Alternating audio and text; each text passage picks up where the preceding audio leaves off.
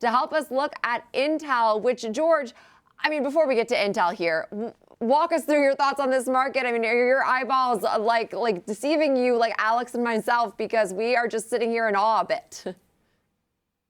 Well, I mean, yeah, it's just a remarkable move. I mean, even the intraday moves we've seen over the past couple of days have just been tremendous, and not surprised to see this. This is a market that is just gearing to move higher, contingent upon, the policy issues that the Trump administration has put forth. So if there's relief on tariffs, this market wants to go higher.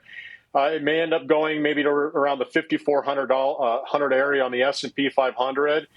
But just because of the volatility we've seen and the appetite that investors have to reclaim some of those losses that have occurred in the past, month and a half are huge. And this is a big day if it does close near the highs as we move throughout the day. But just keep in mind that this is a headline-driven market right now. Things can change on a dime. But with that said, this is the challenge with continuing to press this market to the downside in the shorts, which have done very well this year. But again, the correction to the downside was so extreme that this is a vicious reaction back to the upside. And right now, shorts are covering, and right now we're moving obviously to the upside. Yeah, George, I mean, well said. Obviously a powerful rally. I think I'm understating it when I say that. We see the heat map. There's a lot of green. You mentioned that 5,400 level. The high in that first spike was 53.81. As to likely, I think, to be expected, this wasn't going to just be a one-way street back to all-time highs today. There was sellers that came in this thin market, and we're about 100 points off that already. So even just the sell-off within the rally would have been, a flash the breaking news or markets in turmoil type chyrons on the screen. That's just the market we're in now, George. So someone who's a little bit more long-term minded, how do you kind of keep a level head, or what would your kind of words be to the investors who've maybe never seen anything like this? How do they keep a level head if they are investors? Well, I mean, if you're an investor, the biggest challenge is the fear. Fear is an extremely powerful emotion. And, my experience in the past, people panic at the bottom. And, going back to late last week, early this week, particularly early this week, it was terrible. And there's always this penchant to sell. And you have to consider also the context of this market. It's not just tariffs. There was also valuation concerns going into the end of the year last year and the beginning of this year. Recession concerns are still out there, and those recession concerns and of course the valuation concerns were already due for a potential market correction of at least 10%. Well, we got that, but we ended up getting another 15% in addition to that in literally a week. So this has been a phenomenal week. I've never seen anything like this myself because of the conditions that created it. It wasn't endogenous. It was essentially done so by decree, which is very powerful and very profound in terms of declines. But, policy errors can be backtracked. And if they are backtracked, we're going to see the market backtrack back to the upside. But you have to be mindful that, this may create an economic scar, a psychological scar, consumer sentiment, and may end up still being weak. And the valuation of the market, contingent upon some earnings estimates which are revised down because of caution, might mean that the market may not, get back to those highs anytime soon. So this is a great day. It's a great moment. But just keep in mind that there's still going to be concerns going forward, irrespective of if the tariffs are revoked.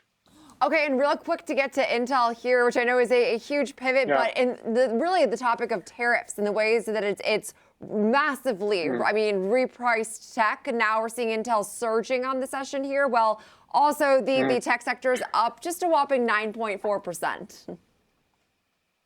Well, look, I think Intel is in the crosshairs of what's happening. Obviously, the Trump administration wants manufacturing back in the United States.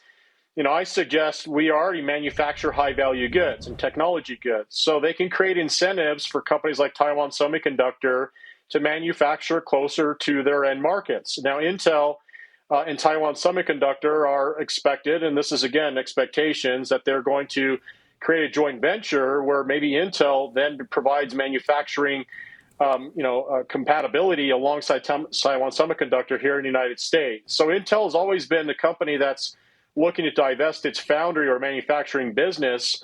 Taiwan Semiconductor seems to be a good fit for that, and it does meet what the Trump administration is objectively looking to do, which is bring manufacturing back to the United States. And I suggest, again, high-value manufacturing. We're not going back to low-value manufacturing.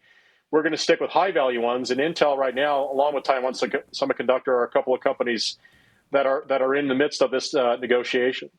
Yeah, and George, I'd have to imagine as well that some of these things from maybe the CHIPS Act or just a desire to diversify away from, maybe Taiwan or other places and bringing some stuff to the U.S., I guess the fact that they're kind of already in the midst of building out those projects, this doesn't happen overnight. Does that give them an advantage that they've at least started?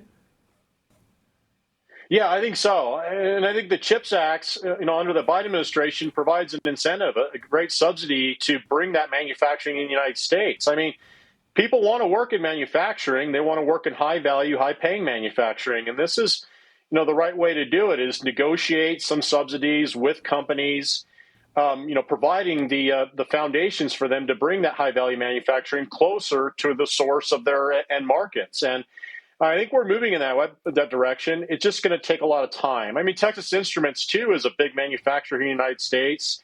We have a lot of manufacturing. It just happens to be it's high value, high machine orientated, not necessarily labor orientated. That's where China really is a comparative advantage. So this is going to take some time to play out. I can see the Trump administration's objective goals, which are long run, support of the United States. Unfortunately, it's just creating such short run chaos in the markets and of course, the economy, that is a negative spillover effect for a long-term goal. So I think, negotiating with these companies, working with these companies, these allies, by the way, Taiwan is an ally of the United States, is a good thing.